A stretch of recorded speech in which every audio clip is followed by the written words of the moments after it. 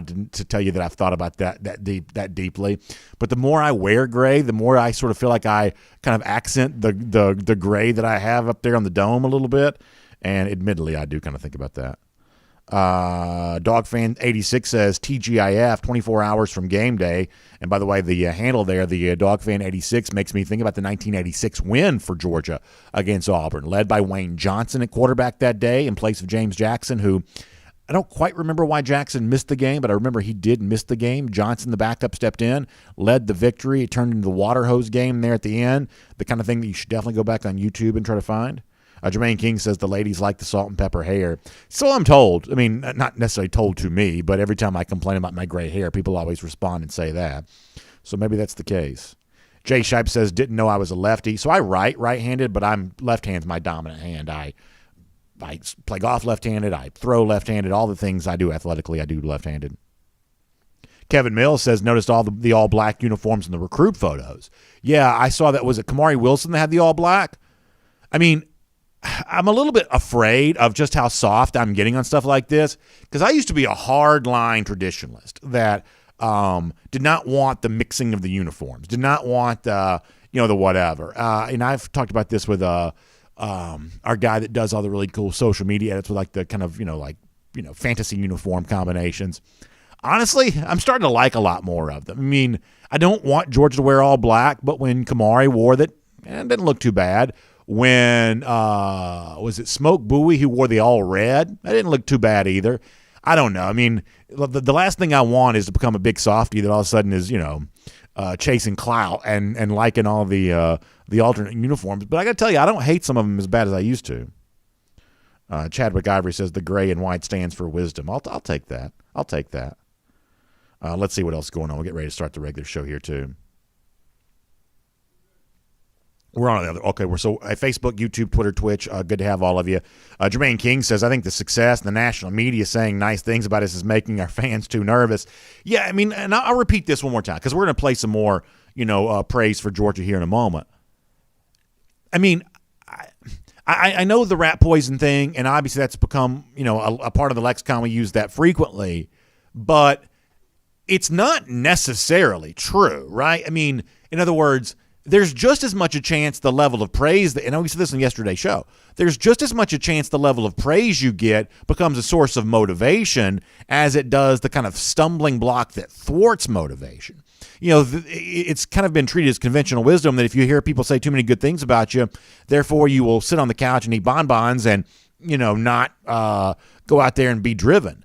But what if it becomes not some sort of status that you've earned, but as we said yesterday, a title that you now have to defend? And, you become driven by the fear that people are going to stop praising you if you don't go out and do that again on Saturday. I mean, so I think the idea of being elite, being the best, I think the idea of that is just as likely to be a source of motivation as it is a source of accomplishment, right? Because that's the thing you don't want. You don't want to feel like, well, we've already proven what we need to prove.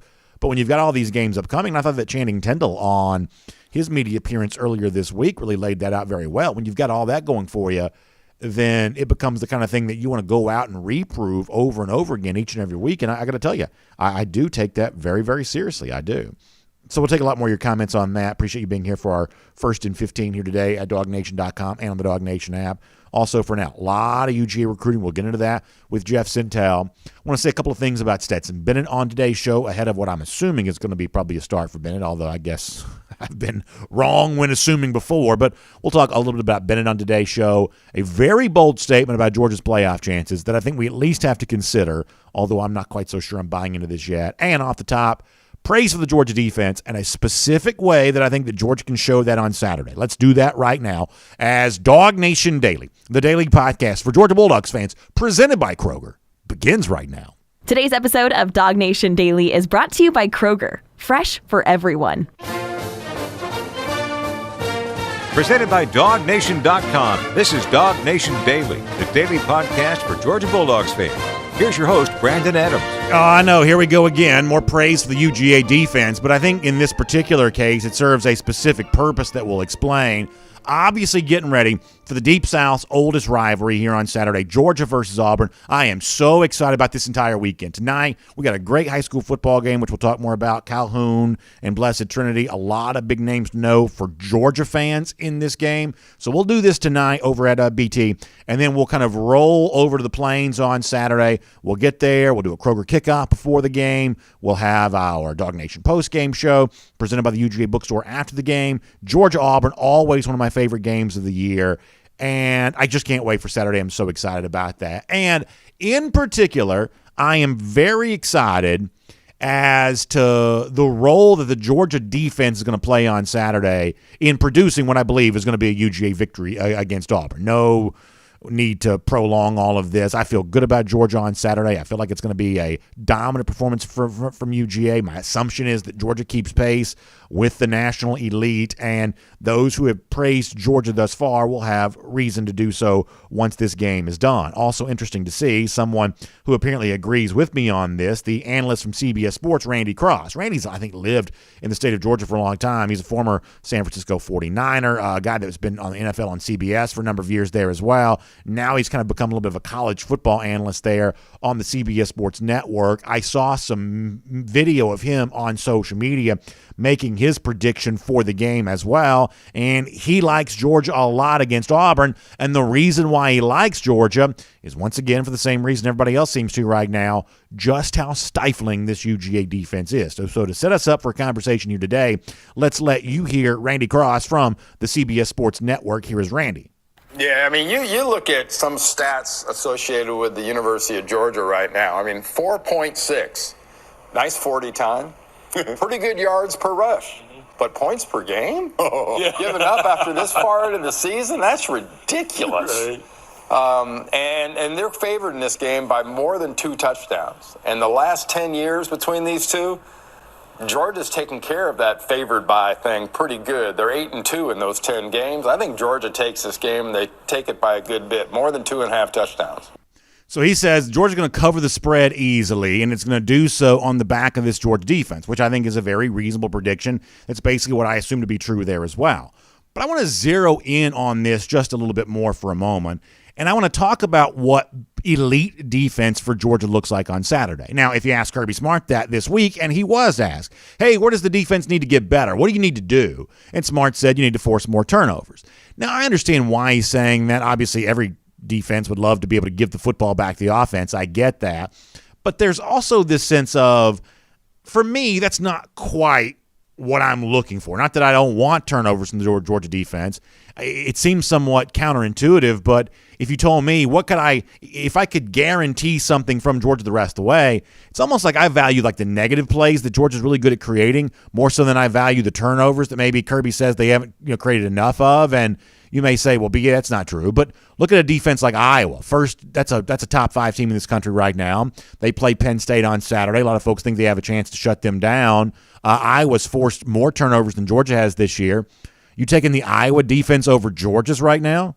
I'm not either. I'm assuming you're saying no to that question. I'm not taking the Iowa defense over Georgia. I'm taking the Georgia defense there. So, I don't know that forcing more turnovers is necessarily the end-all, be-all for how you're going to measure this defense this year. I understand why Kirby Smart says what he says, but to me, there's probably a better way at looking at this defense.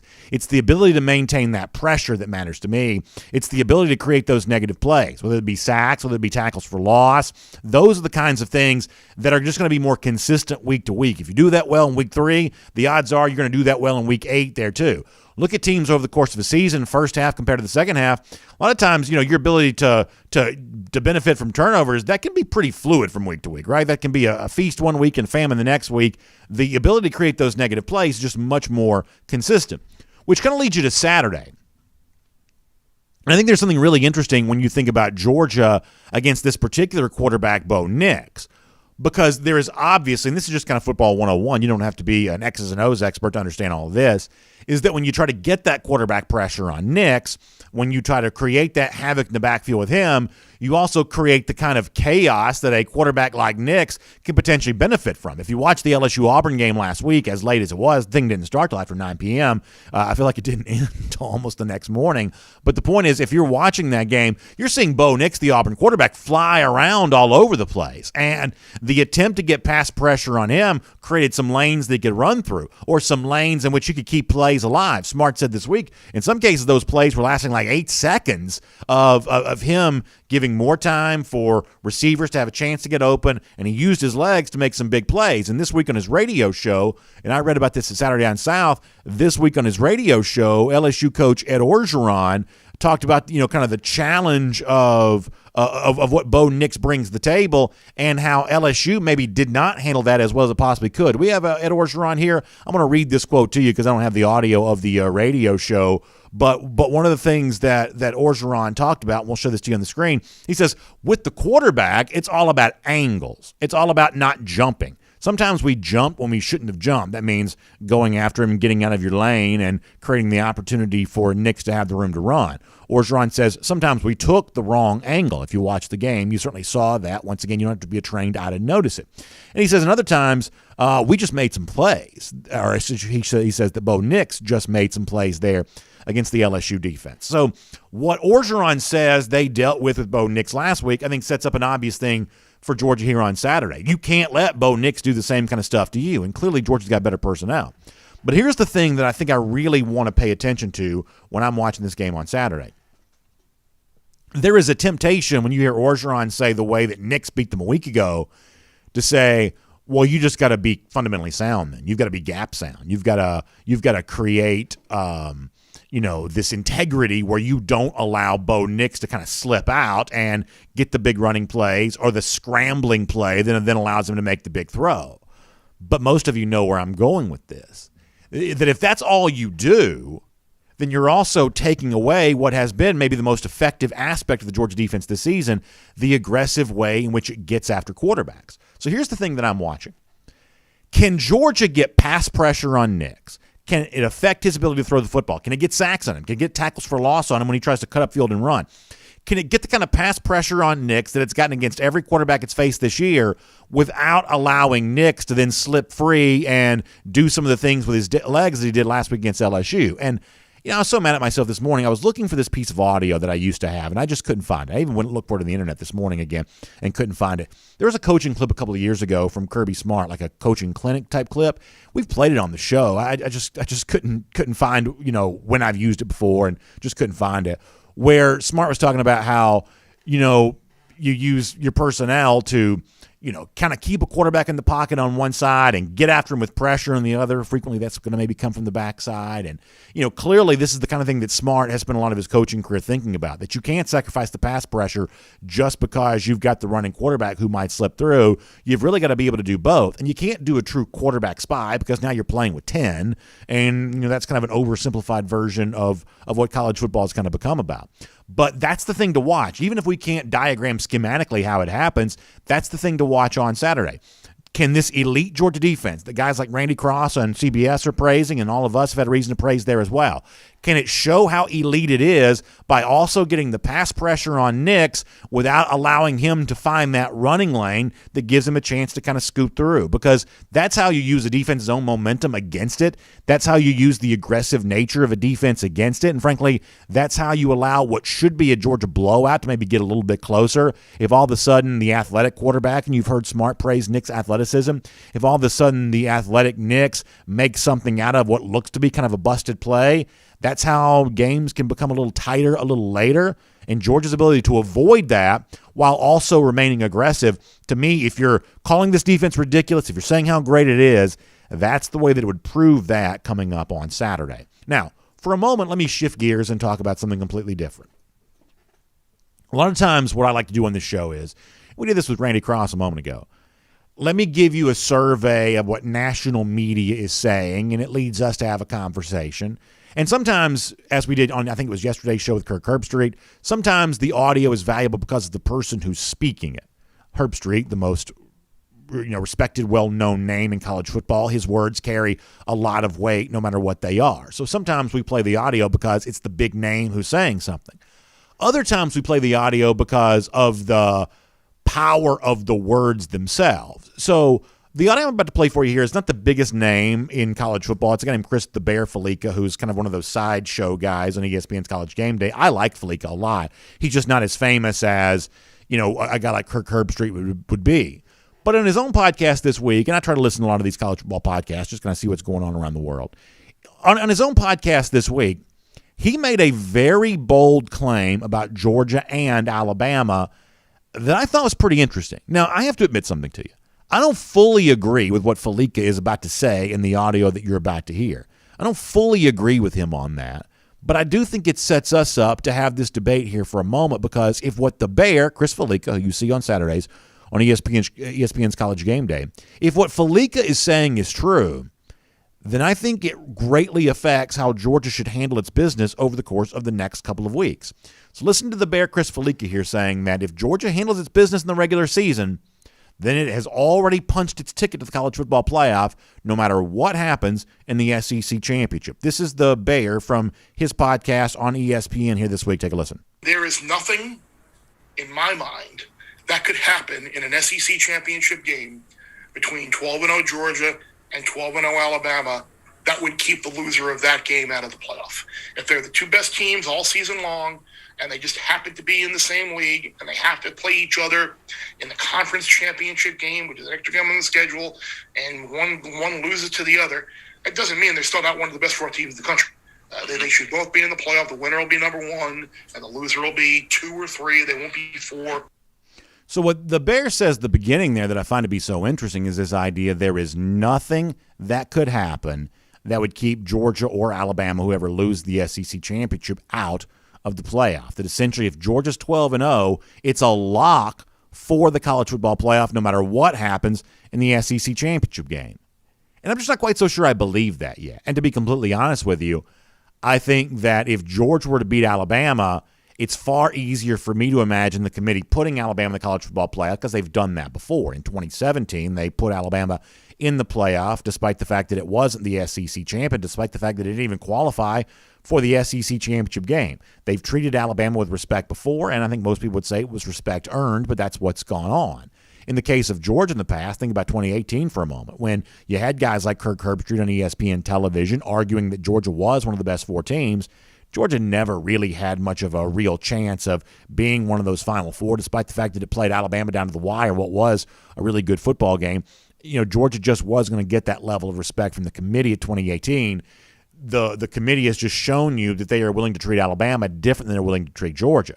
So if Alabama beats Georgia, Georgia's the SEC runner-up, I still am kind of on guard for the possibility that Georgia might be excluded from the college football playoff. I certainly don't think it's a lock and a guarantee the way that you hear the Bear Chris Felica saying it is right there. The flip side of that, if it's Georgia who beats Alabama, the notion that then Georgia would have to beat Alabama twice, Alabama would still get the nod into the college football playoff, then yeah, I sort of see that as a little bit more likely. So I'd love to hear from you on what you think about what Felica says there. But for the sake of conversation here for a moment, let's assume that the Bear is right. Let's assume that, hey, Georgia really is distancing itself from the rest of the country thus far this year. Alabama's doing the same thing. And so, therefore, the SEC championship is only about seeding. It's simply a matter of who gets the 1 seed and who gets the 2 or 3 seed. And, ultimately, there's not a huge degree of difference, at least in this current framework for the playoff. But that's really all the SEC championship ends up being about. If that's true, then clearly that changes a lot about the way that you handle your quarterback situation over the course of the next few weeks. Because while I am greatly skeptical of Georgia's ability to win an SEC championship against an Alabama, to win a national championship with its backup quarterback, no disrespect to Stetson Bennett, I just think that's a very difficult task to do. I don't know that any team in the country could do that. In fact, I'm pretty sure they couldn't, currently anyway. While I am skeptical of Georgia's ability to win a championship with a backup quarterback, the honest truth is I'm not that skeptical of Georgia's ability to go 12-0 with a backup quarterback. I think that Georgia's easily on pace to handle Auburn on Saturday, assuming Stetson Bennett plays. This is a very tough road game. In a lot of ways, this is one of the toughest games that Georgia has left, given the venue combined with the opponent. So if you feel like that you can beat Auburn with Bennett, then I think you feel even better about Kentucky next week. And yes, I know there's a chance that Kentucky's undefeated. And yes, I know there's a chance it's a highly rated Wildcats team and you're playing for the SEC East. But I still think that Georgia could beat Kentucky with Stetson Bennett. I do there in that scenario. I even think that Georgia could beat Florida with Stetson Bennett. I don't really want that to be the case. I want JT Daniels to get a chance to do what he didn't do a year ago, which is play against Florida. But if he really had to, I think that Bennett could beat Florida. And obviously where I'm going with all of this is that if you can buy that additional time for JT Daniels, knowing that you've already proven enough, you're distancing yourself from the rest of the country enough to know that Daniels can now buy all the time he needs to get healthy and then be ready for the December and January games that matter most. Imagine how luxurious that would be for Georgia to realize that's the opportunity that it has for itself. It is why, as I told you earlier this week, the debate around the college football playoff really matters. Because the continual need to remind the rest of the country, the committee, the media, all the people that influence the opinions here in college football, to remind folks just how large the gap is between Georgia and everybody else not named Alabama, the more that you can convince people of the truth of that, the more you do give yourself the luxury to allow Daniels to rest, prove you're elite by winning games with your backup quarterback, and then hold out hope that the time you're giving JT allows him to be a much healthier version of himself once you get to the kind of games that you now have to win and need an elite quarterback to be able to do so. Do I think that Georgia can go 12-0 if Bennett plays every game the rest of the way? I kind of do.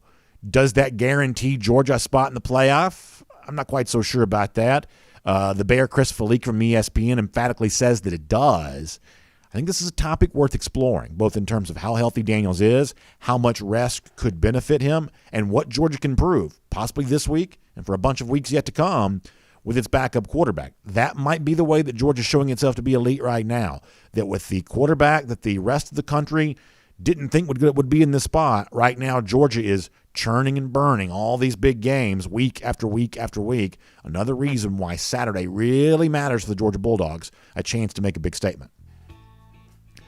My name's Brandon Adams, and this is DawgNation Daily, the daily podcast for Georgia Bulldogs fans. We're presented by Kroger, and glad to have you with us no matter how you get to us today. Live on video, 10 a.m., Facebook, YouTube, Twitter, Twitch, 9:45 in the morning for First and 15. There at DawgNation.com and the DawgNation app. Really appreciate you being with us. Of course, Radio Noon, Athens, Sports Radio 960 The Ref, podcast form, wherever you find them, all the podcast players. Just really happy to have you with us. And big thanks to our friends at Kroger for making it all possible. You know, as we roll through the football season, the month of October, you can feel the difference there. It just business kind of picks up once you get to this month.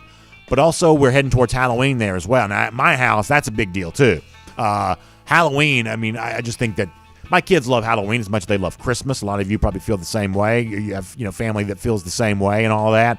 And so don't forget, Kroger, the place to go for that. 30% savings you can get right now on like the candy and the decor and really everything that you need to make that Halloween really special for you and your family. It's a tradition for us. We take the shopping carts, we load them up, we get all the stuff. We like to do the big bucket of candy on the outside because obviously we're going around the neighborhood with our own kids and they're getting candy from everybody else. So we kind of try to do the honor system big bucket, and we try to do name brand candy. We like to do the grab bag type things.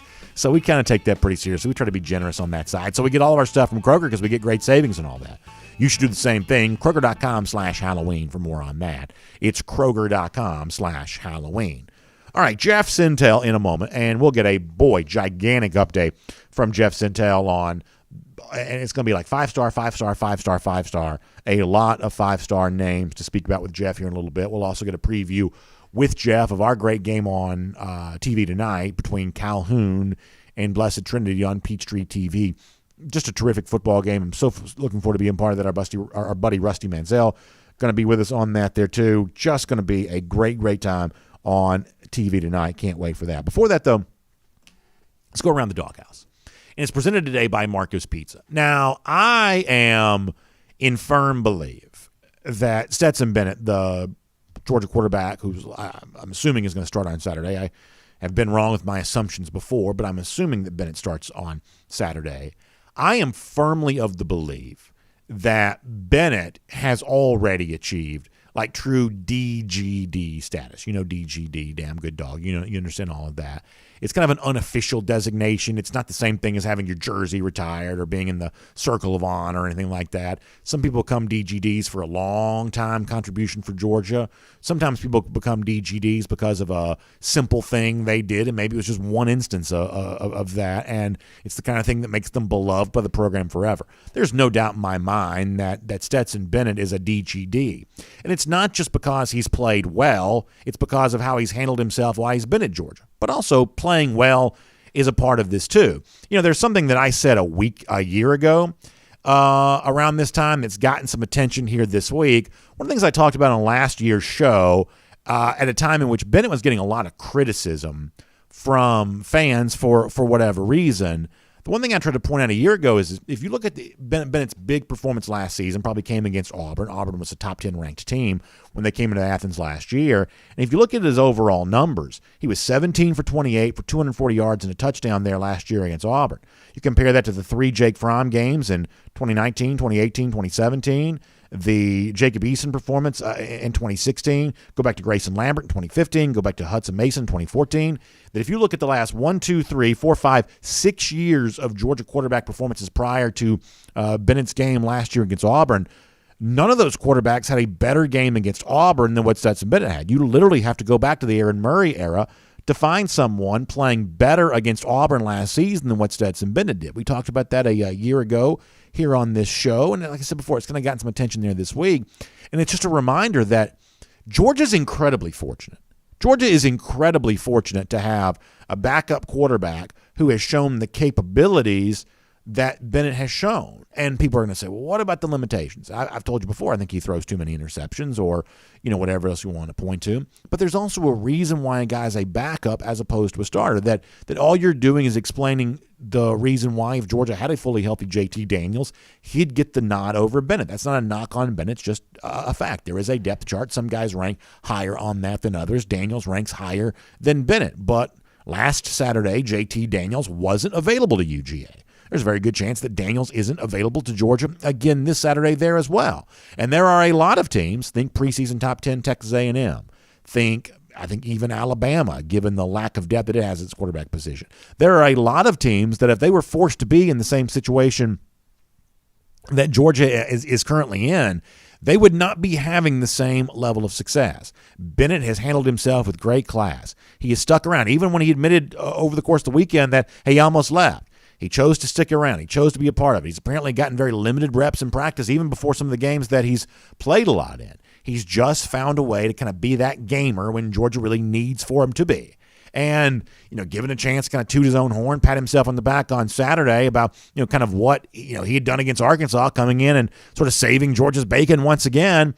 Instead, try to pivot, more towards like a team first type deal. You really get the impression that whether it was, walk-on scout team quarterback in 2017 or, starting quarterback in 2020 or kind of whatever Georgia needs him to be in 2021, that Bennett really enjoys being a part of this team. Here's Bennett himself talking about his team first attitude. I don't think I'm any different than anybody else on the team. I mean, my job is, I don't think I'm any different than anybody else on the team. I mean, my job is, team first. Whatever it takes for us to win, that's what I'm going to do, and that's what everybody else on this team is going to do. That's what I think makes this team this year so special. I love to hear that from Bennett. That's an attitude from players I enjoy celebrating.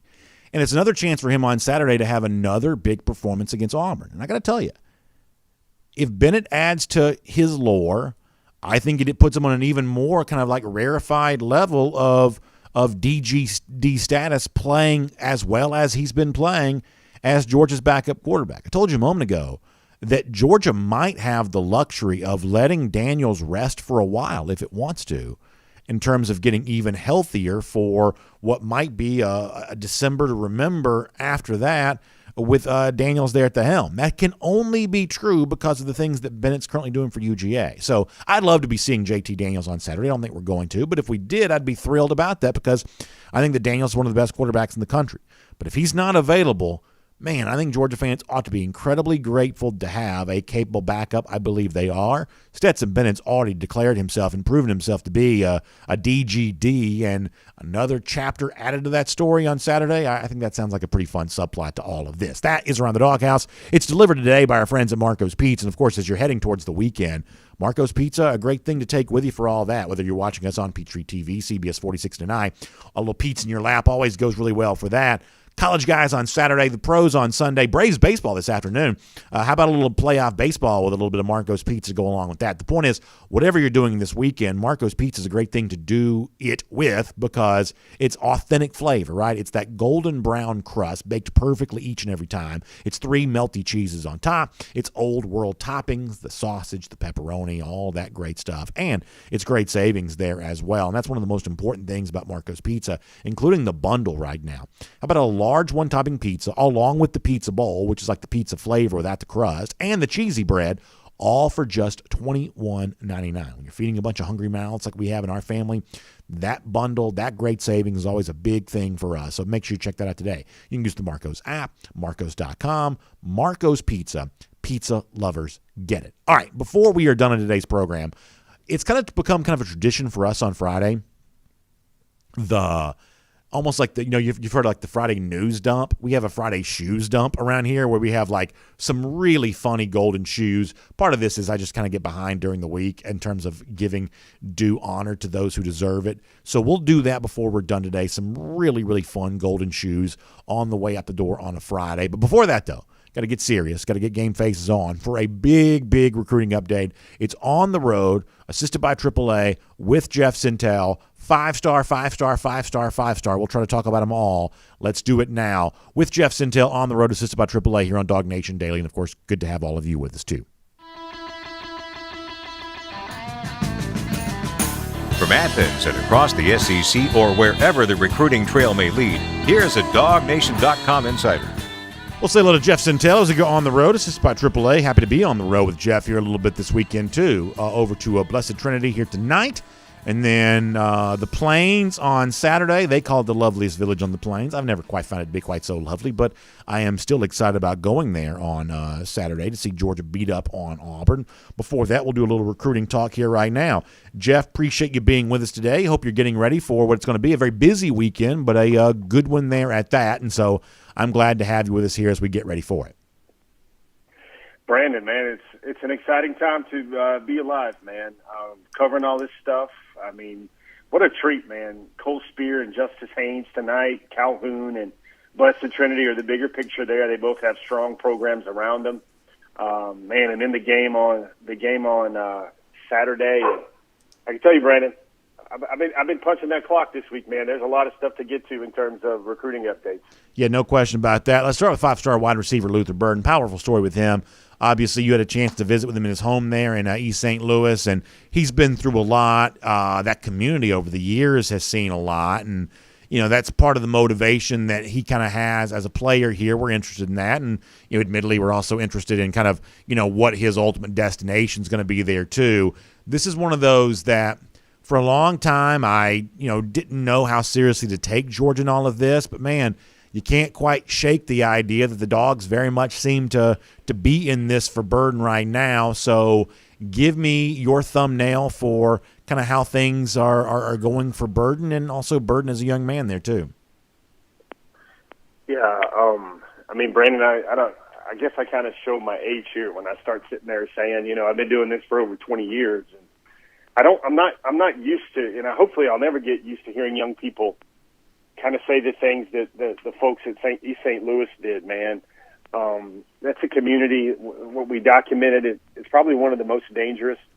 When you combine St. Louis and East St. Louis, it's one of the most dangerous in the country. And there's one quote. If you haven't read it, guys, if you want to read something, really read something. I seek that out on DawgNation.com because. There's type of stories that when you write it and you file it, there's a little piece of you that's inside it, and there's a little piece of me inside that, because hearing these young people talk about fear and death and tragedy, I mean, these young men, Brandon, casually talk about Miles McVay, another guy Georgia really likes, is going to be visiting Georgia that same weekend when Burden's on his official he said earlier this year he saw a shooting, and he's driving to school and he sees a shooting, and what do you do? What's the honest young person's reaction there? Do you flee? Are you scared? Is it flight? Is it fear? And he's just like, man, I just kept driving and put my head down and had to get to class because I didn't want to be late to class. And for those young people that have to treat something like that as like a traffic accident, I mean, God bless them. I mean, what they deal with. And I talked to one of his mentors, and he says, I want you to get a camera in Luther Burden's face if you can, and look at his eyes. And it's like, when you see his eyes, you'll see that he's running from something. He's running from something. He's fearful. And Luther basically told me his motivation is to escape his surroundings. He doesn't want to put up statistics, although he does that every time he touches a football. He doesn't want to become a statistic. And, for Luther, it's really down to Georgia and Mizzou. Mizzou's the local option. It's about 2 hours away.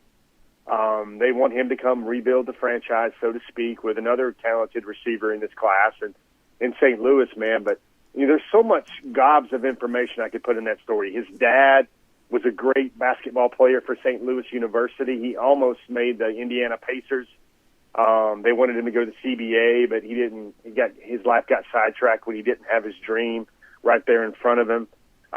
His coaches, the youth coaches, Brandon, tell me that he was only an outside shot away from being a one-and-done player to the NBA. That's how talented he was in basketball. Nobody can keep him away from the rim. His first step, they use words like Iverson to describe his quickness.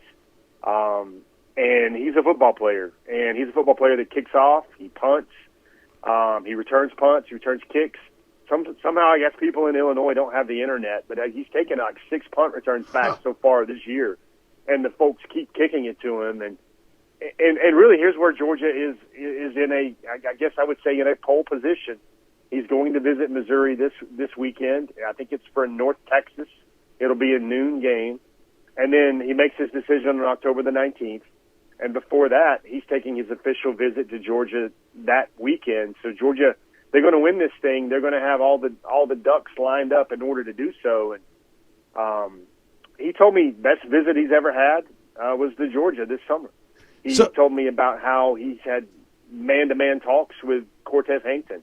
I really think Georgia is very strongly in that one for Luther Burden III. Yeah, so in the story, there's obviously a lot about his relationship with Hankton, and I guess to kind of go back even prior to that, for people who maybe haven't been following this the entire time, or maybe haven't had a chance to read your story yet, what's the genesis of all this? How did Hankton get in good with him to begin with, other than Georgia's typically interested in most, high 5 stars? Is it simply a matter of the 5-star recruit was looking at the program a lot of the 5 stars are going to, or how was it that Hankton was able to get in good with a guy like Burden here? Is there an origin story to all this?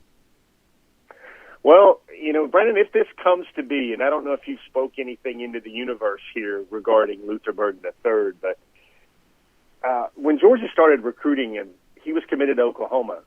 Luther Burden was committed to Oklahoma for over a year, almost a year. I think it's 11 months. I think it goes September to August. And he said Missouri and Georgia just started talking to him, and that made him want to pump the brakes a little bit and see what else was out there. There was nothing that Oklahoma did. He says nothing ill-willed, nothing dropping the ball, but I think things with Georgia and Luther Burden kind of turned over the summer when Monken was talking to him a lot, Kirby was talking to him a lot, Hankton was talking to him a lot, and he said something to me, Brandon, that just seems so normal, but it seems different. He just talked about Kirby Smart and Cortez Hankton as men, and he just says, those are just a bunch of really good guys down there, really good men. It was how he said it. I wish I could ever drop audio transcripts into our stories where you would press a button where you could, I know you like to look through the quotes and try to magnify them to say, that's what I'm looking for, the family word or whatever. The way he said that was just like a young man that's not used to that, or the young man that's not expecting that. And of course, Georgia's facilities turned him on a dime. And remember, when he was kind of thinking about Georgia, it was still Georgia was selling and telling, like they've told everybody, We're going to be different. We're going to feed the ball. We're going to be more explosive. We're going to throw it up. We're going to put the ball in the air.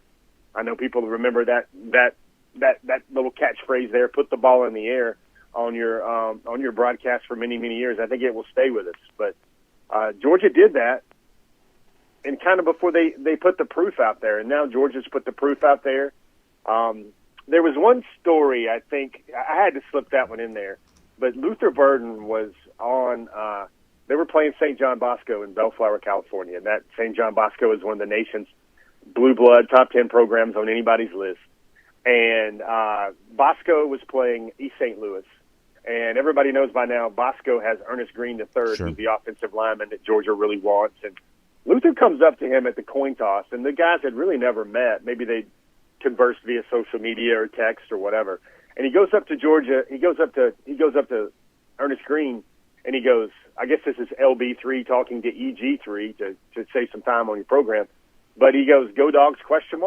Huh. At the coin flip, Brandon, at the coin flip. And then Ernest Green was kind of yeah. And the way Luther described it, he was kind of like maybe bashful or kind of like, yeah, I guess, and just kind of shook his head. But I just think if you want a snapshot of Georgia recruiting being worse than bonkers right now, meaning bonkers in the good Munson way, you have two recruits meeting in a game in California, one's from Illinois and one's from California, and before the kickoff of a nationally televised high-impact game amongst top 50 programs, one of the players, who actually was a receiver, said, "Go Dogs?" ?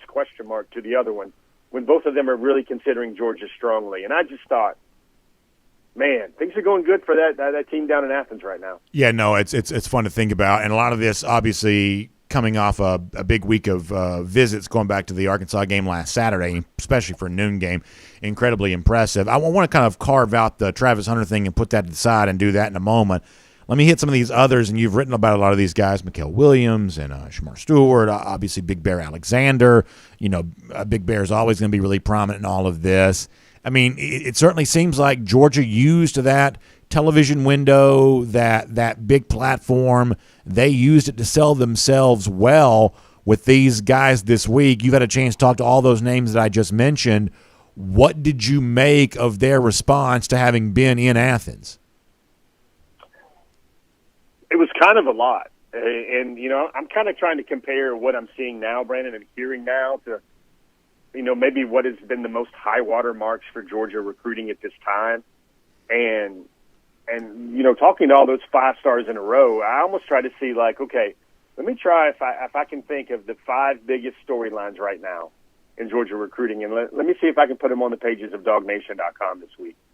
And I guess where my mind goes is this, Brandon. Out of all those stories you read, which one of those do you think sounds where maybe you learned the most, or maybe it seems like you've got one of those moods where it's like, wow, Georgia's really in this thing? Or where do you think Georgia, all the stuff that's been on the site this week, was there one guy in particular that you were like, wow, I didn't know Georgia was in it like that with that guy? Well, the thing with Big Bear seems to just be getting more and more real. And, you know, you talk about trying to like speak something to existence, and obviously, you know, over the course of time, I've done that. But also as someone who has a preferred outcome here, I want Georgia to get these recruits.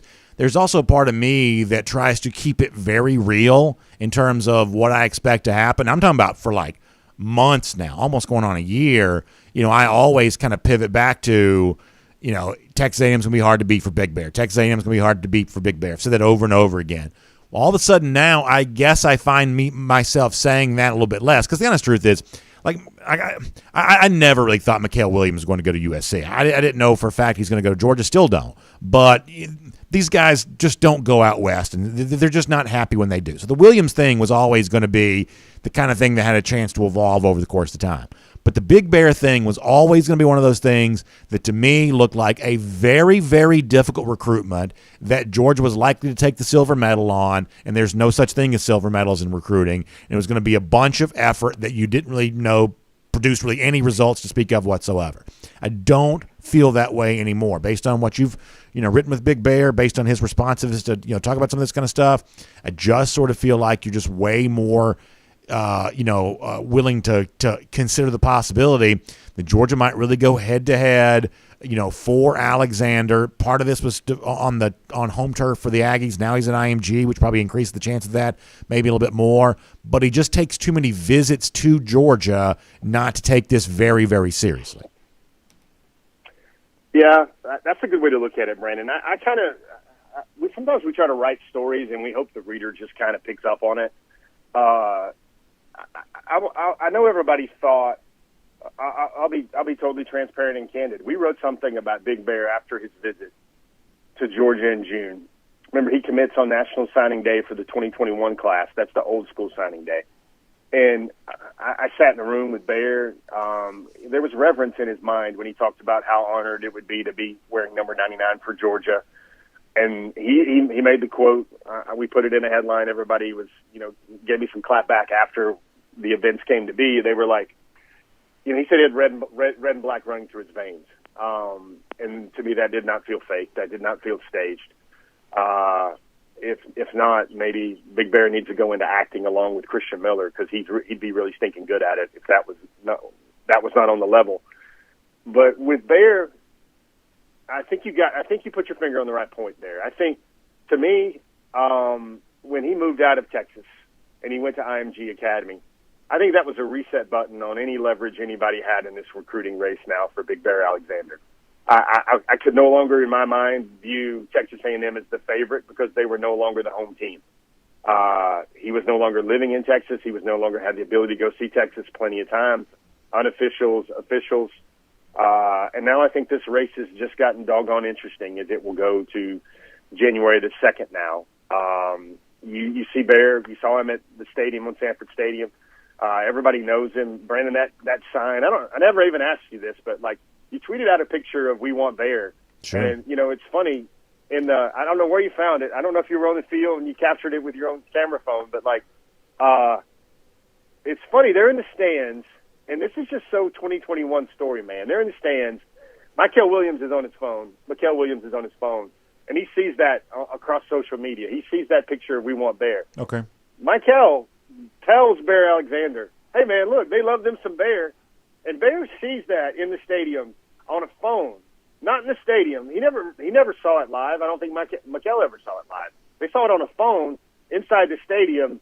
And you want to talk about goodwill. You want to talk about, it's kind of this thing now.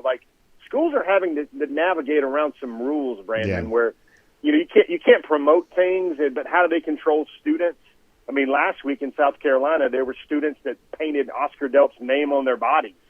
I wonder what the NCAA thinks about that. Is that a minor, secondary, tertiary violation or whatever? While at a game event, you have fans they're fans and they're students, but they're not kind of christened by the university or charged by the university to do so. And you've got them body paint, you got signs. Everybody saw Arch Manning, and then Brandon, I think last weekend I thought a lot of our viewers on Hedges gave me some feedback that they were really intrigued by that seating chart thing at the game. Yeah. And Kamari Wilson had a front row seat. Mykel Williams had a front row seat. Mykel Williams actually had better seats than Big Bear Alexander. Better seats than a lot of guys, including the carved out discussion we're about to have soon on Travis Hunter. Well, and also, people should just know that, I may be dumb, but I'm not stupid. I shared the Big Bear, sign from last week that I had seen it from when I was on the field, but I purposefully did not tag Bear Alexander in the tweet because I'm going to stay out of this. You know what I'm saying? It's one of those things and I knew that 1,000 people in the replies would tag him for me, so I didn't have to. But I am not going to myself do any recruiting on behalf of Georgia. I am just simply here to let folks know, hey, these signs exist. There are people, because that wasn't the only one. It was just the one I could get the easiest, picture of. But, I'm just going to let the world know that these signs are out there, and then, I'm going to trust the internet will do its thing and get the information to where it needs to be in the eyes of the young men themselves. But I will not be a conduit for that. I am simply going to be someone who just kind of puts it out in the universe and lets it travel after that. The man who puts things out in the universe, Brandon. We should put that. We should get a DawgNation T-shirt or something like that with a catchphrase on that because, man, you got a good streak with some of that lately, and it's amazing how the little things matter. And it's amazing, and listen, Bears told me that He's been to Georgia for Clemson. He's now been to Georgia for the Arkansas game, and he's really like they know him. They know who he is. Maybe the sunglasses or the 6'3.5" and 323 pounds give it away in the barrel chest, but everybody knows his name for sure when he's on the campus of the University of Georgia or anywhere. Maybe he's now getting into the airports now, man. And you want to talk about a level playing field now. I feel like this race will kind of be a level playing field going down between Texas A&M and Georgia now for Big Bear Alexander. All right, no doubt about that. Jeff Sentel here. We're on the road, assisted by AAA, with Jeff Sentel here today, and glad to have all of you with us. And as you said before, Jeff, wanted to talk a little bit about the fact that Travis Hunter was there. You wrote about this at DawgNation.com, kind of spotted, and obviously Hunter also sustained an injury going back to Friday. So our continued prayers for him for recovery on that, and hope to hear more good news on that in the weeks to come. But for Hunter, who's the Florida State commit, and we saw him on Peachtree TV going back to Rome High School a couple of weeks ago, and just as dominant a guy as you've seen, defensive back, wide receiver, everything else in between. But he's also been as rock solid with Florida State as anyone could be there as well, to the point where he said, I wouldn't even listen if Nick Saban called me. Georgia kind of the same way on that. But you can't help but notice the Seminoles are pretty wretched right now. Hunter was in the building this past Saturday. Does it mean anything right now that this elite prospect, arguably the best in the country, certainly the best in the state, was at UGA when he has been so rock solid as a Florida State commit? Brandon, I think you're right to say best in the country, best in the state. He's just special. I think if he was a pure wide receiver rating, I think guys like Evan Stewart and Luther Burden would get dropped down, maybe a slot, because I think he'd be the number one receiver, maybe number two receiver, number one corner. 5-star, and either way you want to split that right there. I think here's what it means. I think it means he gave Georgia a look, and Georgia got a chance when maybe his eyes had been closed to other schools. Now, it's funny. I think that the only interviews that Travis Hunter granted this week were he made comments on social media, on Instagram posts that says he's still, they can go 0-12, they can go 2-10. He's still locked to Florida State. And I know we've always trained ourselves to say never in recruiting, but gosh, Travis Hunter was the guy that made you think, no, he really sounds like it's never. And, maybe there's a sliver. I don't do percentages because, like I said, no recruit ever says, hey, man, here's the percentage. But Georgia at least got a chance to turn his head. And I don't think things will develop unless Georgia does that multiple times. Him and Quayshawn Sapp's another really good guy. And most years, I think he'd be a guy that signs with Georgia. Yeah. It's just he realizes the chance to be a team leader and a freshman, big piece of that program at Florida State. His first season is already there for the taking, where you might wait about 2 years at Georgia, regardless of your ranking. Both of those two young men were at Georgia on Saturday, and both of those two young men still seem united. And a lot of times in recruiting, these are these impressionable 18-year-old boys, 17, 18, 19-year-old boys. Everything is still, like in this case, everything is going to be Florida State all the way until it's not. That's just the way they kind of start and stop on a dime. And I think, folks are getting encouraged. And I gotta warn folks out there that if you start getting in that Travis Hunter business and you start wishing that stuff into existence, as splendid of a player as he might be, well, there's a lot of other cornerbacks that Georgia has its eyes on in this class. Jaheim Singletary, Julian Humphrey, another guy, the Florida commitment that was there. That's really enjoyed his time in Athens. That's going to start, causing a little ripples with everything else that maybe the Georgia Bulldogs have cooking with a lot of those other elite prospects as well. And, of course, Quayshawn Sapp, the name that Jeff mentions there, the offensive lineman from Lee County, the Florida State commit. I think Sapp's made it pretty clear that Florida State told him he could play from the word go. They need offensive linemen terribly, and so that was a pitch that seemed to work pretty well on Sapp on all of that. It's on the road. It's just by AAA with Jeff Sentel. Of course, we love talking recruiting here each and every week. It's an important topic for us, but there are also topics more important than that too, believe it or not. One of those is how you take care of your family. I'm the kind of person that my income helps fund my family, right? My spouse takes care of her, takes care of my children there as well. And one of the things I do think about is, what would happen if I was gone? What would happen if that income went away? Would my family be taken care of in those situations? And that's why, AAA is so important in all of this, because, their life insurance specialists, their financial services experts can help give you all the life insurance options that are available to you. Make the right decision to do the thing that you need to do, which is take care of your family while you're alive, but also in the event of, unfortunately, your death, if you were gone, making sure your family is still taken care of even after that there as well. So a few different ways for you to get in touch with AAA to learn more about what they have going on for you. You can give them a call. It's 866-695-0222. That's 866-695-0222. You can stop by and see them locally at one of the AAA offices, or you can go to the website. It's aaa.com/life. That's AAA.com/life for a lot more on that. We mentioned Quayshawn Sapp a moment ago from Lee County. Of course, we saw Lee County a couple of weeks ago on Peachtree TV for the game. Really a very impressive showing for Warner Robins. That was a fun one. Tonight, Jeff, sets up to be an incredibly fun one there as well, with Cole Spear, UGA committed wide receiver. We got to get him out of that Yellow Jackets uniform. It's hard enough watching, no disrespect to the Calhoun Yellow Jackets, of course, but Georgia fans see Luther Burton a moment ago, the orange and blue of Florida for his high school uniform. Spear, the UGA commit. Yellow Jackets as the nickname. You have to get used to some of that kind of stuff when it comes to the high school side of things every now and then. But Spear for Calhoun. We talked to Veron Haynes on our program yesterday about his son, Justice Haynes, the running back for Blessed Trinity. There's a huge UGA flair to our game tonight on Peachtree TV and streaming at CBS46.com. I think this is going to be a really fun one for Dog fans in particular. Yeah, I mean, Justice is an impressive back. The things he's done, the workload he's managed. We'll have a story that goes up on Justice pretty soon on DawgNation.com. But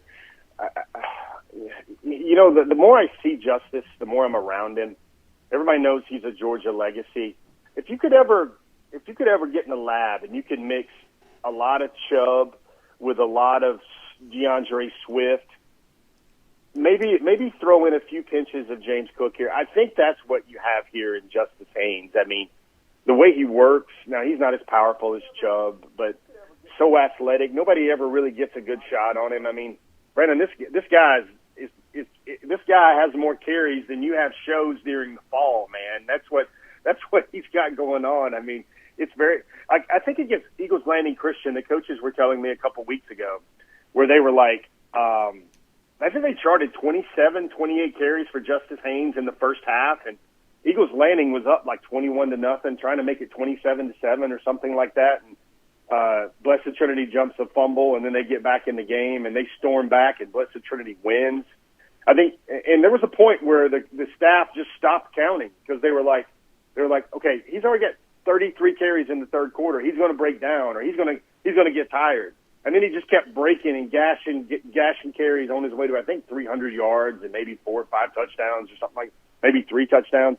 And they were just like, and what's that old adage that I know it seems counterproductive to a long NFL and long college career, but remember the things you used to hear about Earl Campbell and Ricky Williams and even Darren Fadden, even the great Herschel Walker, like they get stronger in the fourth quarter. Well, really what happens is that running backs should be the better athlete. And they're just not tired by the time the fourth quarter rolls around after the physics and mass of inertia of an offensive line pounding on them the whole time. They just retain their peak ability a little bit more. And the way Justice performs, the way he takes care of his body, the way he works. I mean, this young man, Brandon, it's very typical for him to go to school, have a practice, work out during school, work out before school, and then go to work with his specific trainer, Coach Earl Williams in Sewanee. After all that, yeah, he studies at the same time too. He tries to get all that in there, but he really this is the most accurate, quickest thing I can say about Justice Haynes is he is training every day of his life like he is a junior declaring early entry for the draft, expecting to go in the first round. He trains every day of his life like the combine is 2 months away or a month away. And when he gets to the point when it finally becomes that time where the combine's a month away from him, he's just going to smash everything he needs to do in terms of being that legitimate franchise tailback that everybody wants to have in their offense. And on the other side with Cole Spear here for a moment, doing my due diligence on him, Jeff, I think the one thing that Georgia fans are going to be really impressed with, this Calhoun team, first of all, is really fun to watch offensively. He's not the only really good receiver they have. They have a tandem of receivers that have been really strong here this year. But I think one of the things that people are going to be really impressed with Spear is the athleticism. This is a guy that's got real breakaway speed here, and it becomes easy to imagine how he might be used in the kind of offense that Georgia's putting together here this year. They've been pretty creative how they've used the offensive weapons that have been available to them. They've had injuries, of course, but the guys that have played have been used pretty effectively by Todd Monken and staff. I think when you watch Spear tonight, it's become very easy to imagine how he fits into all of that. And for the people that haven't seen him, the way that he's able to run away from defenses, I think that's going to be one of the things that really stands out right away. Yes, Spear's great, man. I mean, I think I'm about one interview maybe of many away from a really good Colt Spear story I want to tell folks. I mean, his entire senior year has been amazing, and I'm not just talking about the outfit with the spots and what he wore to homecoming last week that he posted on his Instagram. But he's been dealing with a hand injury. He still played a lot of maybe both sides of the ball. He's made a lot of big plays, explosive plays. I think, one of the things that comes to my mind with Spear is just a ton of explosives. And I think folks are kind of going to wonder, okay, is this the next Ladd McConkey? Well, I think it's a little different. I think it's like a little bit of you give Ladd more size and you give Ladd maybe some of that Arian Smith speed, maybe not the suddenness and the shiftiness and twitch of Ladd, which makes him so special, besides his ball skills, ability, and his ability to go up and get the ball. This is a young man that I see having a very productive career at Georgia, and it's going to be another thing where this recruiting story goes from, very, very small FCS ability, maybe a Middle Tennessee State, maybe an Army, to then going to be able to play for a top 5 team in the country and perform and produce for a top 2, top 3 team in the country. He looks like he checks every one of the boxes, and everybody looks at Ladd McConkey.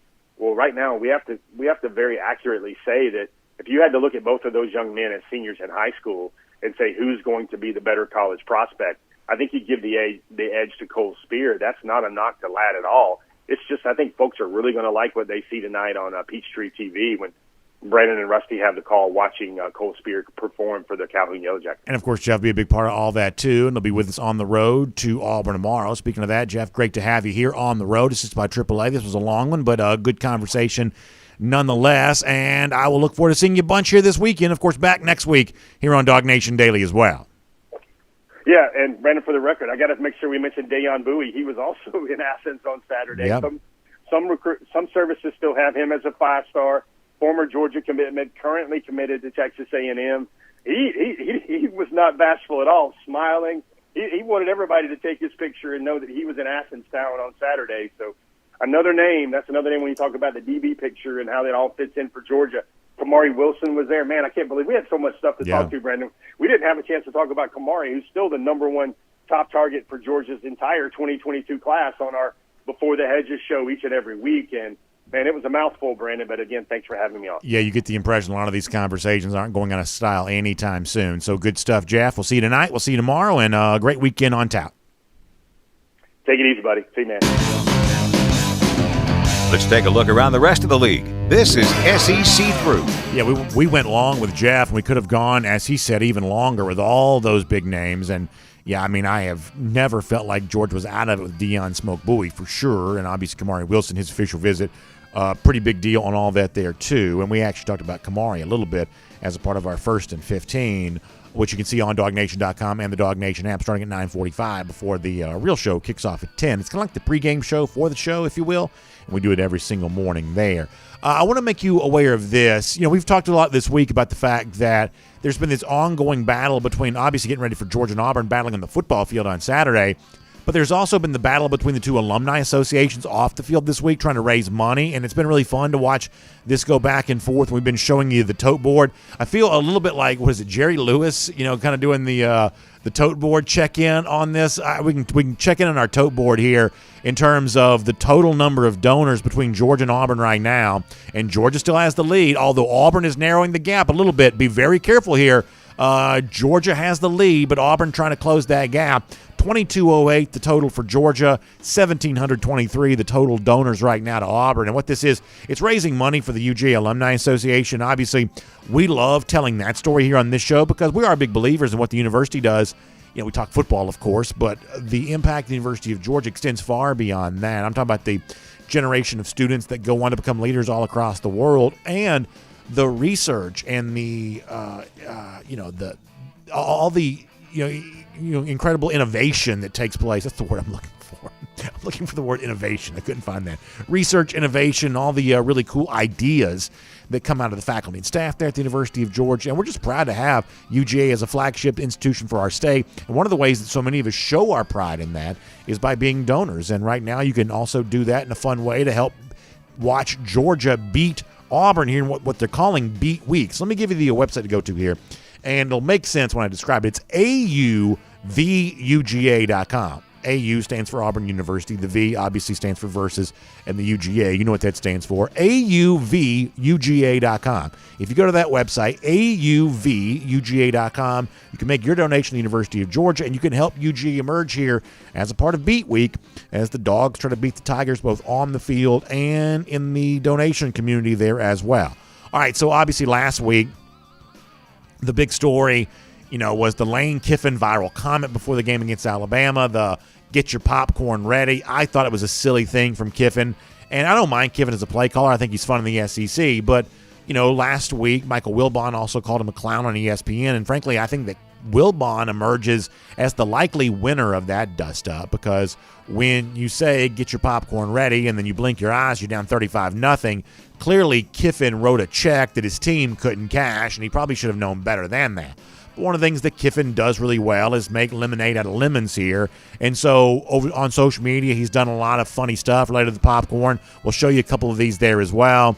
He says thanks to all the Alabama fans who sent him popcorn. You see all the various kinds. First of all, I love popcorn, so I'd love nothing more than a big closet full of popcorn. Not the the fake stuff, but the real popcorn. You better believe I'd love to have that. He also joked with his offensive coordinator about the popcorn microwave not being plugged in, but also a chance here to kind of make this into a bigger viral moment. So what Kiffin's going to do is he says, embrace life. It's too short to be serious. It's okay to laugh at yourself. And so Ole Miss is going to give free popcorn to the first 5,000 fans on Saturday. And it's going to be in special section there. I believe it's the student section or something. But first 5,000 fans get free popcorn there at Ole Miss, and they've got a sponsor helping pay for that. So this is Kiffin's attempt to kind of spin all that with Arkansas coming into town. My guess is that Sam Pittman may take Lane Kiffin's popcorn and take his lunch money and everything else. I kind of like Arkansas there in that spot there on Saturday. We'll also see the team that beat Ole Miss on Saturday there too. Alabama going to Texas A&M.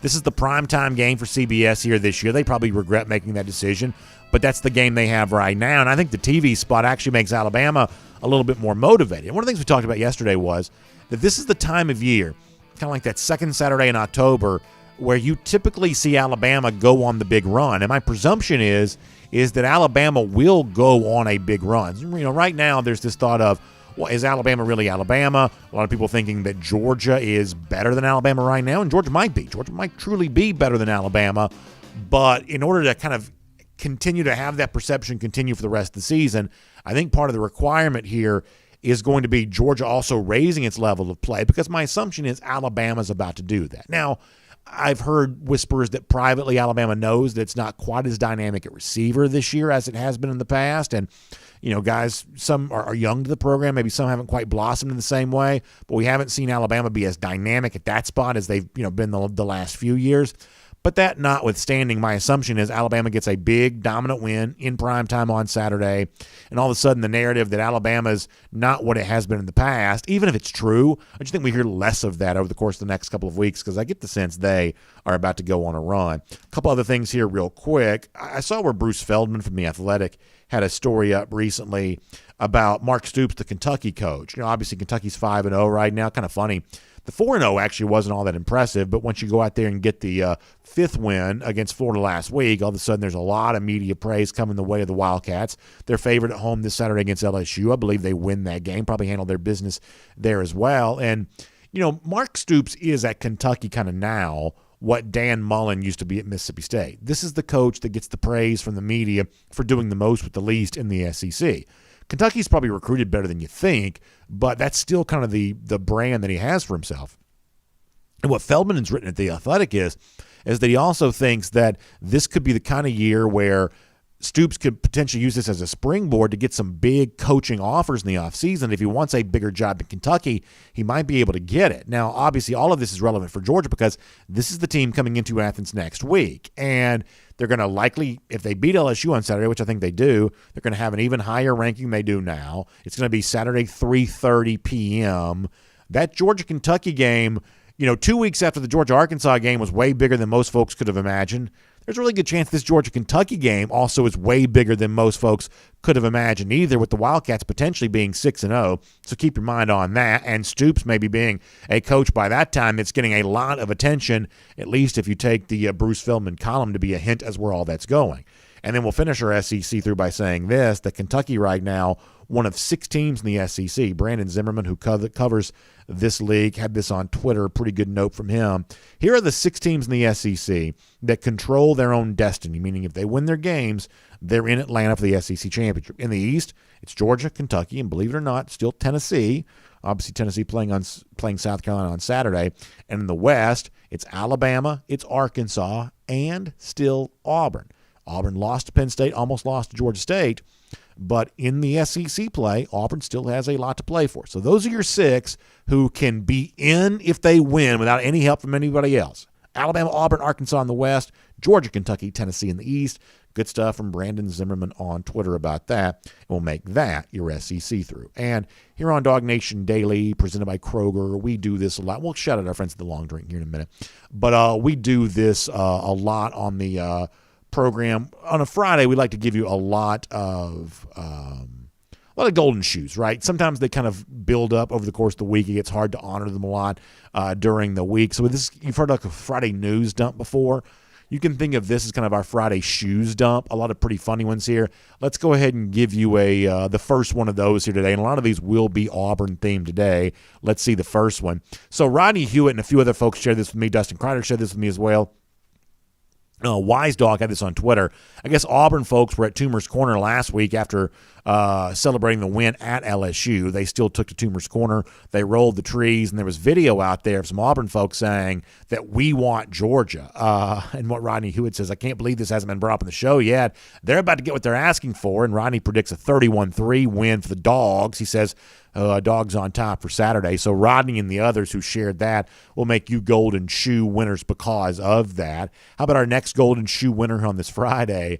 The phrase "Let's go Brandon" has gained some fame on the internet over the last few days for reasons that I won't fully explain here on this show. But some of you have used this as a way of kind of having some fun with me. So Chip Gromlich sent me a "Let's go Brandon" thing. So I'll give a shout out to that for Chip, and we'll make Chip a golden shoe winner and all of that. And we'll just kind of leave it at that as to why that's even a thing on the internet right now. Donnie Penton making some fun of Florida here. He says Florida fans still celebrating those close losses, and you see the Gator and you see the Kentucky and the Alabama, and at the end it's the we almost had you there. So Donnie having some fun with the Florida Gators and all of that. So we'll make Donnie a golden shoe winner for today. How about our next one here for a moment? They keep getting more. This is actually maybe my favorite one. So you've got Kirby Smart's son holding up the sign. Now, he did that last week to great effect after Arkansas. But the sign he's holding up here with Jordan Davis in the background pointing, it says it's pronounced Jordan.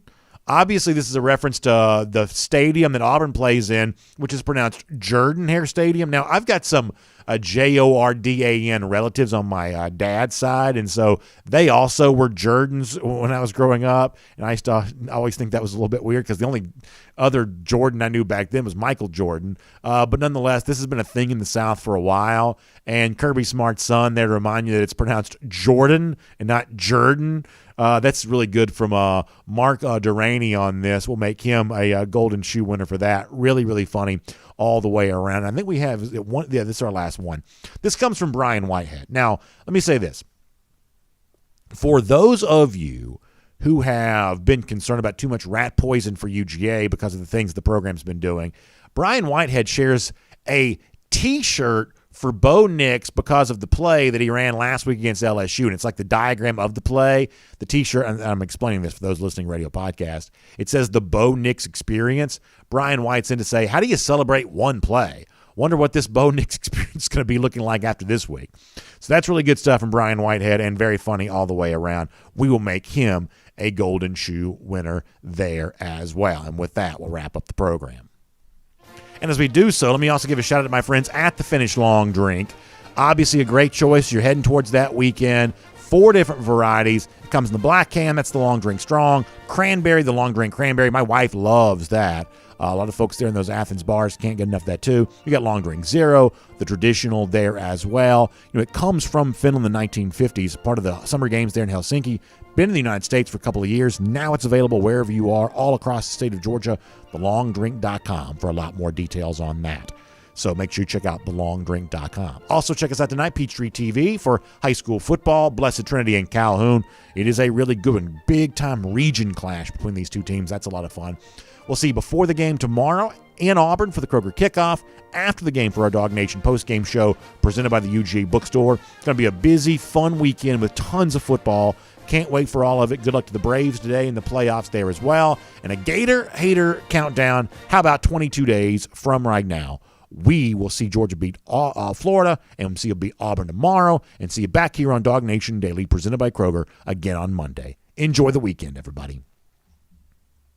And on video. Time now for our R.S. Andrews Cooldown, and boy, oh boy, that was a marathon, if there ever was, and we're having a good time with all of that. We got to be quick with comments today, and I apologize, but we just got miles to go before we sleep. So really, really good stuff all the way around. Let's bounce into it.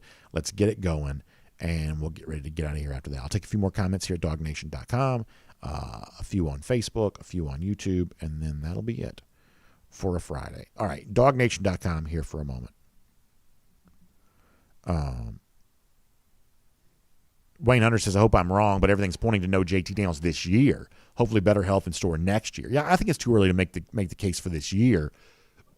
But as we said a little earlier, does the success that Georgia's having in the other phase of the game buy you more time to give Daniels more rest in the hope that he could be even healthier later on? I guess that's kind of the best case scenario of that. Chadwick Ivory gives you an and-on video and a daily. I love all of that. Jermaine King says that's a cool shirt. I mean, it kind of is not a bad-looking shirt, I guess. Richard D says, what if we land Kamari, Travis, and Dion? Can you imagine that kind of secondary for the future? That'd be really, really something.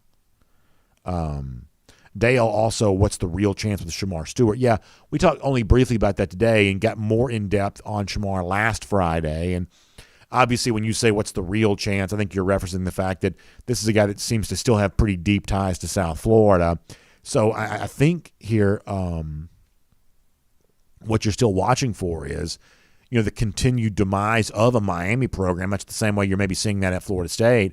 It just seems like conventional wisdom would say, if Miami's a disaster, if they're not, the other thing is, okay, if they're such a disaster, they fire Manny Diaz and they bring in some sort of big name coach. Think about like a Mario Cristobal or somebody like that. And all of a sudden now that reignites some of those South Florida guys to maybe want to be at Miami even more because they're kind of sold on a fresh, brand new thing. Mike Gagne says, who's the bigger threat to upset Georgia, Auburn, Florida, or Kentucky? I think the toughest game of the three might actually be this Saturday because it's the hostile road environment. Now, listen, I still take that Florida game very, very seriously, but there's something to be said for, and we said this before the season began, this was not a game that could be overlooked, even though I think most people preseason thought Auburn was, kind of only going to be at best an average football team and probably below average at that.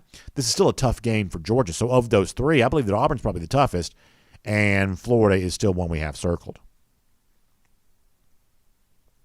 Brad Hotnett says, who does LSU have that is an Adam Anderson type, a.k.a. big and fast? Yeah, that kind of speed. And, no one's going to bring that to the table for LSU. Obviously they've got pass rushing guys, but no one, you think about B.J. Ojulari, but no one's going to bring that kind of athleticism to the table. I don't expect Nix to be able to do against LSU, or I should say against Georgia, what he did against LSU last week. Don't believe he'd be able to do that.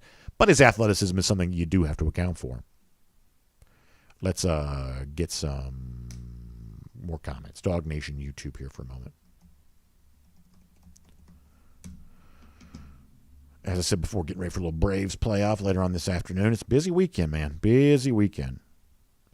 Dog Daddy says, what time is Go with the Flow today? What time does that, because we actually, that's like the only show here we pre-record. Is it 1 p.m. for Go with the Flow? So 1 p.m. for Go with the Flow today. That's when that pops up. And if we're not careful, we're going to become a lead-in for that. Dwayne Street says, how about a shout-out for the Valdosta Wildcats? Yeah, no doubt about that. Wintersville for sure. B Red says, where can I get a DawgNation polo? Yeah, we used to have a bunch of those, and we haven't made any new polos in a while. The ones I'm wearing are still from a couple of years ago. Maybe we'll do a new batch of polos here at some point in time. I'm always being told that eventually we might do that, but as of yet, that really hasn't happened. Dog Daddy, thank you for watching Go with the Flow. I really appreciate that. It's one of the more fun shows we get a chance to do. Jamel Major checking in to say this. Let me read Jamel's comment. Why couldn't the Dogs have gone with either Beck or Brock Vandegrift after the Clemson game? By this time, they might have gotten better and been able to do more a la Jake Fromm. I think the simple answer to that is they're just not better than Stetson Bennett right now. They're just not. And I know that seems weird in the case of Vandegrift. He's former five-star. But Georgia's not what it was in 2017, where you had to rely on a young man straight out of high school to give you a chance. And it's one thing if you're Trevor Lawrence and you're the number one player in the country. That's kind of a once-in-a-generation type thing. A guy like that is more ready, but even he didn't start right away from Clemson. But in the case of Carson Beck, this to me is just simple and straightforward. It's not controversial to me at all. Stetson Bennett's just better than Carson Beck. And you should just assume that the way this is being handled is that there is a clear determination of who is best able to perform right now. And I really don't think you've got any beef with the way that Bennett's playing. You're not as good as you would be with JT Daniels, but he was a backup for a reason. But Georgia is way better with a backup quarterback playing than almost any team in the country would have a right to be. The fact of the matter is, Beck's name comes up in the comment section from time to time, and this is no disrespect. Other than that, I don't spend 1 second thinking about him. I'm not the least bit concerned with who the starting quarterback on this team is in 2022. I'm not the least bit concerned with anything other than what can Georgia do to win right now, which is continue to prepare Bennett the best you can to play when he is playing, continue to allow Daniels to get, most importantly, the rest, and secondly, the treatment that allows him to hopefully be healthier at the end of the season. And that's the only quarterback discussion I really have any room for whatsoever. Beck is not playing because he's not as good as the guy who is playing, at least right now, and that's just as simple as that. Let me get a couple more. JC on the subject of the Tennessee black uniform. So what I'd heard through the grapevine was they even tried to get some black helmets, and they just couldn't get them shipped in time. The same supply chain issues that everybody's dealing with. Apparently the uniform companies are dealing with too. But they are wearing the black trim on Saturday for the game against South Carolina. The honest truth is, and I'm going to get in trouble for saying this, but since Tennessee has changed its apparel makers, since they've gone back to Nike, orange is always going to be the ugliest color in the world to me. But the version of orange they wear now is a way better version of orange than the Adidas orange they used to have. Man, that's the ugliest thing I've ever seen in my life. The Nike version of the orange they have now looks a little bit better than that. Colby says over under 6 sacks for Georgia. Boy, that'd be fun.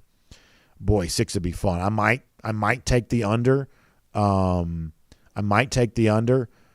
But hopefully not by much, though. A couple of those sacks may turn into tackles for loss because Nix is trying to run. But boy, 6 would be fun. Paul Moon kind of likes that number there, too. Let me go to Facebook for a moment. And let's see what folks are saying over there. Hope everybody's getting ready for a great weekend. Over here on the Facebook side of things for a moment. Devin Looper says, do you think we beat Alabama twice? That is a very big question. Let me give you a non-answer that hopefully answers the question. Think about this from a strategy standpoint for a moment. What if they put all of us in a room and they allowed us to kind of strategize this going forward? Here's what I think my strategy might be, and you tell me if you agree with this. I might propose and this is all fiction, right? This could never happen. But I might propose going to Alabama and saying, how about a gentleman's agreement where we agree that the only game to be played by these two teams this year is in December, and that the winner goes to playoff and the loser doesn't. If I could get Alabama to agree to that, I believe I probably would. Now, the reason why you might not do that is because if you think that JT Daniels would be even healthier after that than he would be before that, and if that'd be the case, I'm going to try to win all my games 12-0, get Daniels rested. I'm going to treat the SEC championship as something other than the SEC championship, as kind of a glorified tune-up, and then try to be healthier for the rematch. I might do it that way. But if the Bear Chris Felica says, if Georgia's 12-0, there's no way they're not making the playoff, then you start thinking about, boy, beating Alabama potentially twice is really hard, because in the NFL, where you have a lot more rematches, you have division teams that play twice every year, and you very commonly have conference opponents that you rematch with in the playoff. It just happens a lot. The team that loses game one has a winning percentage on the positive side in game two. In other words, it's more likely the team that loses game one comes back and wins game two. That just kind of happens. Happens in college basketball too, where you have a lot of rematches. When two teams play each other the second time, the team that lost game one has a tendency to win game two more than 50% of the time. It's very, very hard to beat a team twice. I think that Georgia could do that, but knowing how hard it is to beat a team twice, knowing that Alabama has the cachet that almost guarantees them that spot in the playoff if they lose the SEC championship, if I could get gentlemen's agreement that, hey, we're going to play a national quarterfinal game, the winner advances to the playoff, the loser goes home, knowing the challenge of having to beat Alabama twice, that's the agreement I might try to push for. Because you see this in high school football, right? High school football sets up the bracket. Best two teams don't always play in the state championship. Sometimes they play in the semifinals. They may even occasionally play before that. But you don't always have the best two teams there at the end.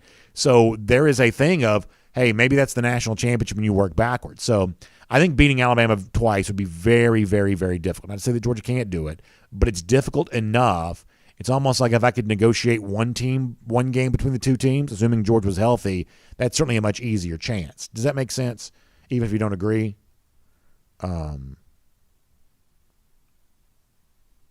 Al Clement says if Florida doesn't win by 35 this weekend, they probably fall out of the top 25. Boy, that's pretty easy to think about. Yeah, it's pretty interesting to think about. That's a team that, listen, I think that Vanderbilt's pretty terrible. I think that Florida can probably dial up its score if it wants to, and at home it probably does want to. But, boy, that's a program that's reeling a little bit right now. Mike Little says Georgia's defense is going to score more than Auburn's offense. That's really strong. Keith Fold says, I disagree. I would never agree to take us out of the playoffs. I understand where you're coming from on that, because there is obviously great cachet in being in the college football playoff. I totally get that. But if you're trying to win a national championship, the risk of not being in the playoff compared to the benefit of only having to play Alabama once, I think that's because if Georgia doesn't beat Alabama, I don't think anybody's beating Alabama. So it's simply a matter of, if you could beat them in December and be guaranteed that you didn't have to beat them again, that'd be a pretty good deal for Georgia, I think. Epic Robinson said, let's take care of Auburn and the rest of our schedule, then we can talk about Alabama. Yeah, I understand where you're coming from, but, listen, we're all just having fun here. How about this? Good prediction from Jesse Dellinger, who says Zeus gets the hat trick again on Saturday. 3 more touchdowns for Zeus. I love that. Now, Keith says, well, what if you lost Alabama in the SEC championship? You'd want that other chance. Yeah, you definitely would then. And that's really what it comes down to. It's like the self-serving thing is if Georgia wins the SEC championship, you're out there arguing for why Alabama shouldn't get a second chance. And if Alabama wins the SEC championship, you're out there arguing for why Georgia should get a second chance. I totally get that. That's definitely what's going to be going on. Alan Bryan, a very funny Facebook comment about essential oils, which seems pretty appropriate. It seems like there's a lot of essential oil stuff on Facebook as it is. That's pretty good from Alan there on that. How about Travis McCullough calling for Big O and Brock Bowers to eat tomorrow? 2 big performances from the Georgia tight ends. That's pretty fun. Matt Rukavina gives you a throwback to the I like driving my truck, and many of you know what comes next on that. That is really fun there too. By the way, somebody, I got to try to find this comment. wants revenge. Chris Tittle wants revenge on Penn State from the end of the 1982 season, that year's Sugar Bowl on January 1st, 1983. I like the idea of that. Matt Rugvina says, how about 35-6? Is that too conservative? That seems about right for me. A game in which Georgia covers, but the game also stays under. I kind of like that. Jerry Swafford knows what comes next on that. Kevin McGarvey asking about Arian Smith. I don't think Smith's playing right now. And that's obviously a concern. This is a guy that's a sensational athlete. We just haven't seen much of him in a Georgia uniform yet. That's pretty disappointing. It's nobody's fault, just the way injuries go. But, boy, you really hope to get a chance to see more of Arian Smith because that's like one guy that can potentially change everything for Georgia because he has that speed dimension that really nobody else has.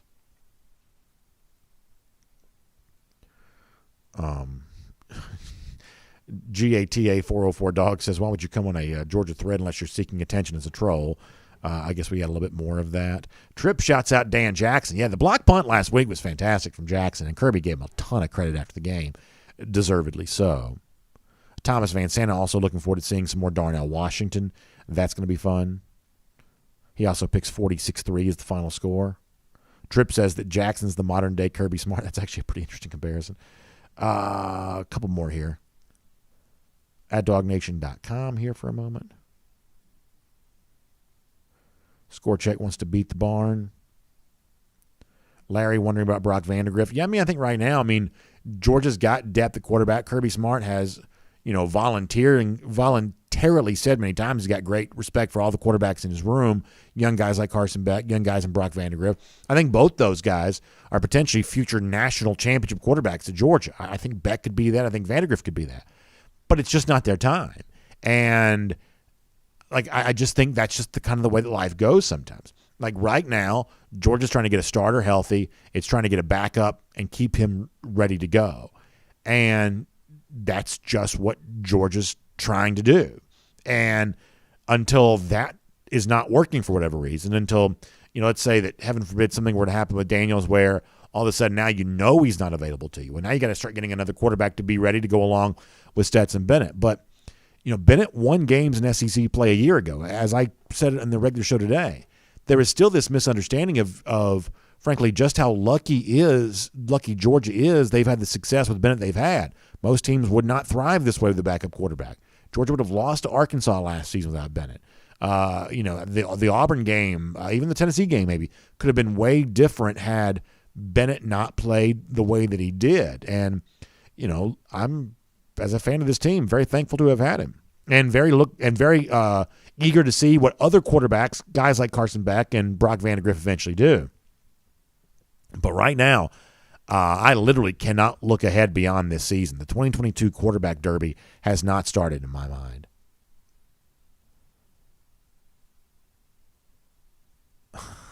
Brian Whitehead said that Bo Nix in an interview talked about Georgia front seven, saying that he would run around them. Is that the thing he does with what do they call it, the next round? I like those guys in Birmingham that do that. I think he's one of their NIL guests.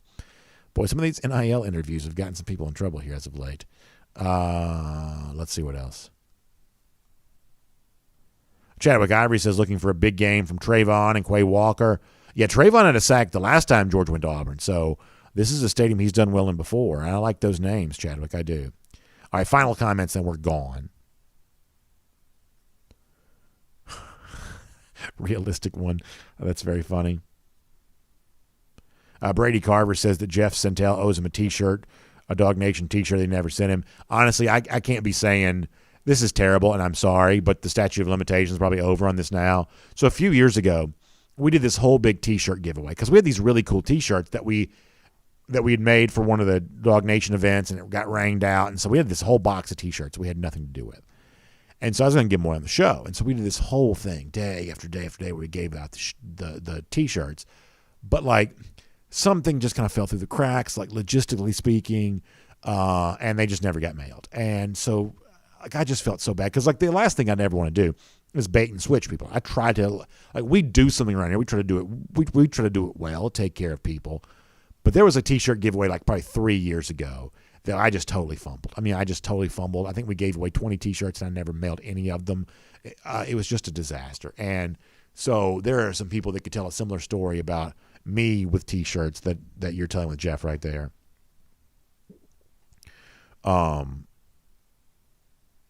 What time is the dog walk tomorrow? Probably local time. I mean, Eastern time, probably 12:45-ish or so. Maybe 12:45-ish or so. Maybe there on that. Something like that there on that. And, it may or may not be in the stadium. Sometimes it is. But we're going to try to get there and do that. Somebody asked about Tyke Smith. Yeah, I'm still not quite sure what to make of Tyke as of yet. Not quite sure what to make about that. Let's see what else. Jimmy Durham said he's still checking his box daily for his T-shirt. Yeah, listen, the fact that y'all forgave me for that is actually one of the coolest things in the world because I'm not quite so sure I deserve it. Epic Robinson says we got Bishop Sycamore with the Dog Nation T-shirts. Yeah, a little bit of that. Miriam Martin Corbin says it actually became funny after a while, the fact they didn't get mailed. It's just total disaster. Ever since then, and because we've done a bunch of stuff like that since then, and the stuff has gotten mailed out, but it's because somebody other than me was responsible for it. Marcus Chafin, thanks for the kind words. Looking forward to chopping tonight. Looking forward to a high school football. I mean, literally, I'm going to be trying to watch this Braves game, roll right into high school football, come home, sleep for a few hours, get in the car, drive to Auburn, see that, get a win, come back home, be here in time for Sunday. What a day that's going to be. It's going to be a great, great weekend. Rick Joyner says, how about if you just goose egg every team that wears either orange or blue, you'll be in good shape. Boy, I like that. I like that for sure. All right, we got to go for now. Speaking of the Braves, big pullout, the AJC paper. If you go to AJC.com, you can see the playoff pullout. We're also going to do a really fun show on Monday. I'm going to host it. Michael Cunningham, AJC columnist, Gabe Burns, the terrific reporter that covers the Braves beat for the Atlanta Journal-Constitution. We're going to preview Game 3 in Atlanta there that day. That's going to be on video on the AJC channels on Monday. I'm actually really excited about doing this. It's going to be a great time. So that's all going down then. But, of course, get ready for Game 1 and 2 before that with really good coverage from the AJC. Our buddy D, Orlando Ledbetter, is wheels down in London. Calvin Ridley, unfortunately, is not, but the Falcons will play there here this weekend. So good AJC coverage from across the pond on all of that. So make sure you check that out. Atlanta Journal-Constitution, AJC.com. Also, continued watch of everything else that's going on in our state. Serious stuff with the coronavirus, clearly, and everything else. Atlanta Journal-Constitution, AJC.com for a lot more on that. Thanks for being here. DawgNation Daily, presented by Kroger. I'll see you tonight on Peachtree TV. Tomorrow in Auburn, and back here Monday for DawgNation Daily presented by Kroger. Have a great weekend, everybody.